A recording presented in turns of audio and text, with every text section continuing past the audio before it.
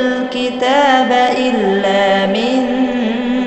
بعد ما جاءتهم البينة وما أمروا إلا ليعبدوا الله مخلصين له الدين حنفاء ويقيموا الصلاة ويؤتوا الزكاة وذلك دين القيمة إن الذين كفروا من أهل الكتاب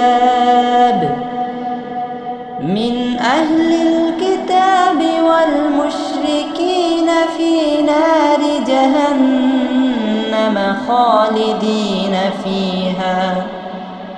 أولئك